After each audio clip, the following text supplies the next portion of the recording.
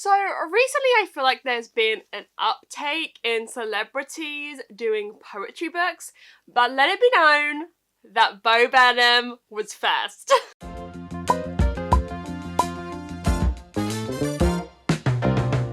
Okay, hello, hi. So, we have a lot to discuss. When Inside blew up and Bo Burnham became even more successful than he already was, I felt the need, as anyone does when they are, you know, before the curve, to proclaim that I was here first! I was here first! I have loved Bo Burnham since I was about 13, 14. I feel like the comedy he was making at the time kind of, lends itself to teenage girls liking it. So when Bo Burnham started becoming even more popular, I realised, hang on a second, he's got a fucking book, and I've read it. Is it a coincidence? Is it a coincidence? I ask you, is it a coincidence? So this is Bo Burnham's poetry book. It is called Egghead, or You Can't Survive on Ideas Alone. It's kind of like absurd poetry, but I have not reread this since I was 13 or 14. Now, let it be known, now, when I was 13 or 14 and reading this, I thought, this is the best poetry that has ever been written. This is outstanding. This is a new work of art. Didn't quite feel the same rereading it. Yes. It's a concern and a worry. So in this video, we're going to break down everything about this book. All my thoughts about Egghead, or You Can't Survive on Ideas Alone by Bo Burnham. Now, we should be aware that obviously I have a bias in this. I have a bias in that I really like Bo Burnham, and I loved this when I was younger, but the feelings have changed, honey, the feelings have changed. So we're gonna separate this video into two parts, the good, but we're gonna start with the bad.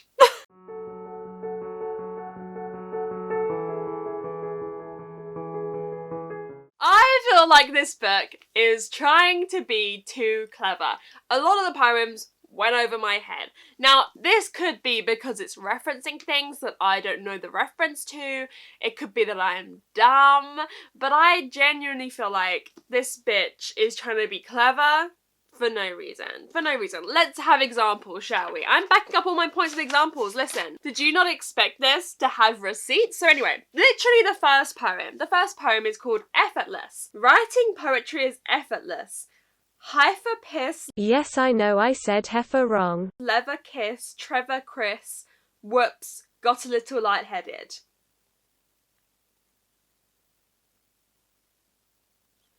What does that mean? What does it mean?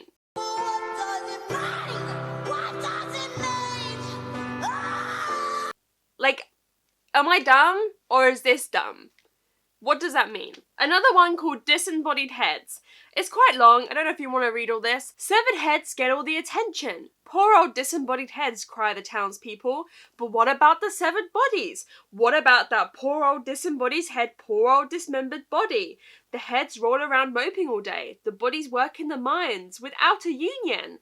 It's a no-brainer for the no-brainers. Give them some respect. They harvest our coal for Christ's sake.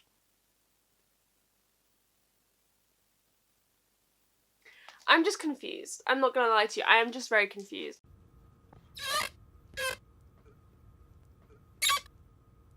With these examples, is it me or is it the book? I don't know. But either way, I feel like it doesn't work. I feel like it's trying to be like, oh my god, my poetry is not only funny, it's clever. It's clever! And then...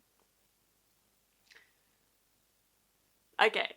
Also, before we get any further into this, I do just want to caveat this with, I've never written poetry, and I probably never will, and Bo Burnham is obviously much more successful than me, and I love all his other work. So this isn't, you know, we're not punching down here, we're punching up to someone whose other work I love. So this isn't a, you know, a critique of him as a person, and this came out, as we will discuss, in 2013, so quite a while ago. Point 2 related to that, I feel like this has out-of-date humour. Not necessarily, like, problematic humour, like, well, there's a few poems, but not overall. But a lot of it just feels like it's slightly out of date. The problem is, Bo Burnham's comedy has always been very relevant to the now, very time relevant. But the problem with that is that it gets old. So I think his comedy works so well because it's always so poignant to what we are all experiencing at that point in time.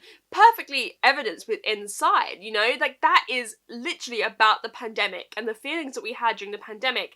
And I don't know if we'll all necessarily feel the same way about it 5-10 years on, you know, once we've kind of moved out of that space and time. So it's not necessarily a critique of his kind of comedy because it works well in the present moment, which is kind of the most important thing, but it doesn't necessarily age well. But an example of this is Roses are grey, violets are a different shade of grey, let's go chase cars, which is a dog's poem. And I just feel like this kind of comedy is kind of from that early, 2012, 2013 kind of internet Tumblr comedy where it's like, oh, you're quirky, oh, you're different, but it's not necessarily comedy that works now. I think my third critique is my biggest critique of this, and it genuinely is kind of a critique of the whole book, so I struggled to find individual examples of it because it kind of is just the overwhelming feeling of the whole book.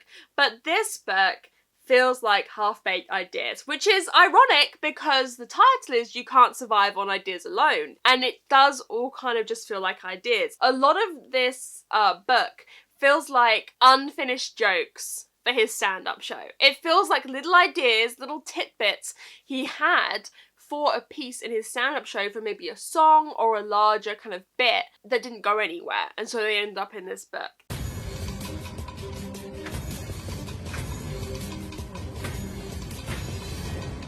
There's one about, like, a guy sitting on a unicorn's head, like he thinks he's sitting on a horse's head, it turns out it's a unicorn's head, ha ha ha. Another one called Gangly. I'm a gangly kid, one of those drunk marionettes, one of those baby giraffes with inner ear syndrome, a flailing stork in high winds, a stilted freak. I am an easel, not symbolically, structurally. I attempt to dance and become a tornado of elbow. That's not a poem. That's not, well, who am I to say that? But it's not. There's like 200 poems in this. This is 240 pages long. A poem is very rarely longer than one page. So there's at least like 200 poems in this. And there's like only 15 that I thought were good. The rest are just this blur of like, what was that trying to say? It wasn't trying to say anything. Like, I feel like it's kind of pointless, a lot of this book. And finally, for the bad section, I cannot read any of these out because I think I'll get demonetized, but the sex poems didn't work for me. They didn't work. And listen, I'm not a prude. They did not work. And here's the thing, when I was 13, 14, I thought these were funny. I remember thinking a certain poem, I don't think I can even say the name because I think I will get demonetized. It's, I have relations with a derogatory word for women. There's one about Father Time and Mother Nature getting it on. None of them work. They're not funny. Like, it feels a little bit like, ha, sex is funny. And I feel like you see, maybe with Inside, with like the song Sexting, a kind of evolution of this kind of humour. It feels very much in its early stages in this book, kind of using sex and sex jokes as a cheap laugh, and it does reappear throughout the book. And I'm like, listen, it wasn't funny the first time. It wasn't funny the second time. It wasn't funny the 10th time. Okay, so let's get into the good stuff, because there is some of it is good. Some of it I enjoy.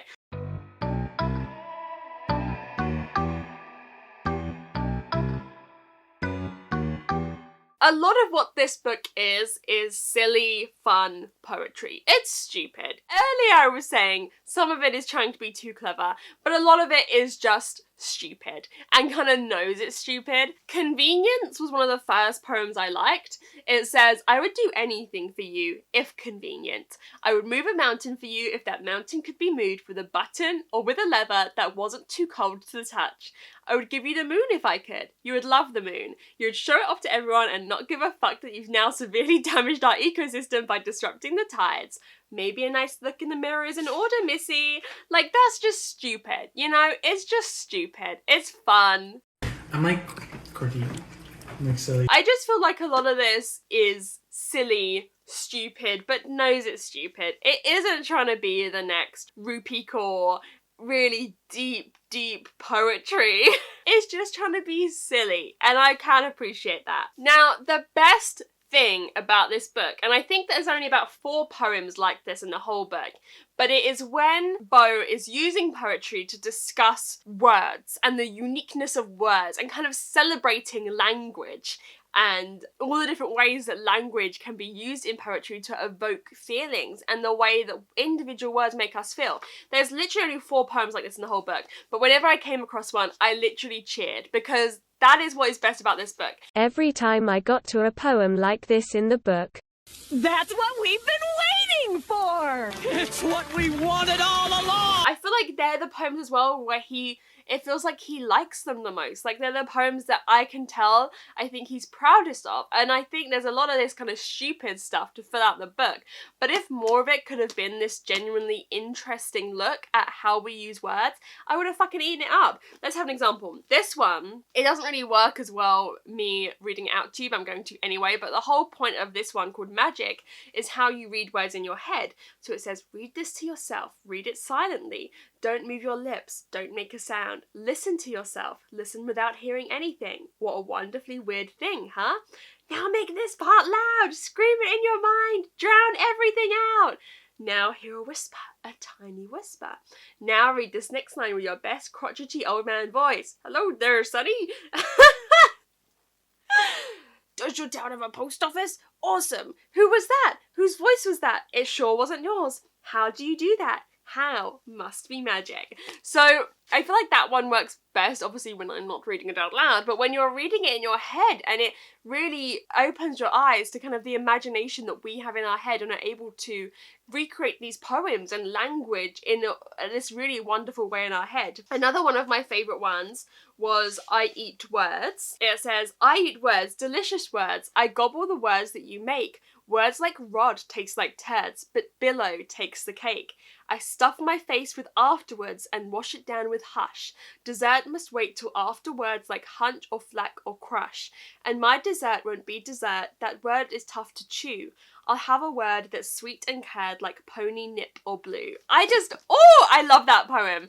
That is probably my favourite poem in the whole book. Do you see what I mean when he's celebrating language and our imagination and how humanity has managed to come up with like these words that sound beautiful? I just think it's so interesting, and they are the poems that really made me sit up and think. So there are literally 4 poems I think in the whole book like that out of 200, but I really appreciated them and really enjoyed them. There's also a lot of short, like 3-line poems in this that I think actually do work well. This is where the just thoughts, just ideas work. There are some parts where the idea doesn't need to be extended beyond like 10 words and it just works and you get it. But there's also a lot of them that don't work, but there's a lot that do. One, for example, called Toast. I'd like to propose a toast. Sourdough pumpkin bread. Thoughts? Like, it's stupid, but it works in that format. Another one called Cyclops. The women ran screaming when the Cyclops blinked. If only they'd known he'd actually winked. Like, it's stupid and it's silly. They do work, in my opinion. Some of them. There's a lot that don't, but when it works, I think it's just kind of like a little bit of fun, a little bit of joy. And lastly, there is some really kind of sentimental, touching poems. There's not a lot of them. They're kind of like few and far between. But when he does it, I feel like he does it well. It's kind of a moment that makes you go, aww. For example, there's one called Perfect. And it says, I love you just the way you are, but you don't see you like I do. You shouldn't try so hard to be perfect. Trust me, perfect should try to be you. And listen, that is kind of like derivative. It's a very well-worn concept, but I think it's still cute and touching. Overall, the vast majority of this book was disappointing to me. I would say at least like 150 of the poems, at least 3/4 of it, I didn't really enjoy, or not that I didn't enjoy, but I just found them slightly missing of the mark. But then 1/4 of them I really loved and I still found funny. So I don't think this is a terrible book. I don't think this is a terrible poetry book, but it does overall feel like half-baked ideas for his stand-up show. And there's nothing wrong with that. And obviously at this point, you know, this is now, holy shit, this is almost published 9 years ago, almost. And 8-9 years ago, comedy was very different. What we found funny was very different. And comedy in itself is something that ages, not just Bo Burnham's comedy, but comedy in general ages and doesn't stay relevant forever. So I don't think you can critique this as you would critique like a modern poetry book that has just come out and is trying to be relevant to the times. This isn't trying to be relevant to 2021 because it didn't know that 2021 existed. So do I think this is a great poetry book? No. But, you know, it's a poetry book. Bo Burnham's published, I'm not, so who am I to talk? I think if you like Bo Burnham, I wouldn't necessarily recommend picking this up. I think his older comedy sketches are still more relevant than this. Listen, I loved it when it came out, so that says something, but it was kind of a bit of a strange reading experience. So there we have it. That is my review, I guess, of Bo Burnham's poetry book. I hope you enjoyed it. I hope you enjoyed my thoughts. A bit different than what I've usually done, but I really enjoyed doing this. Thank you to all my patrons, of course, like always. You guys are wonderful and I appreciate you so much, and thank you for watching. I hope you enjoyed the video. You can check out more of my videos on the end screen if you're interested, and I'll see you very soon. Bye!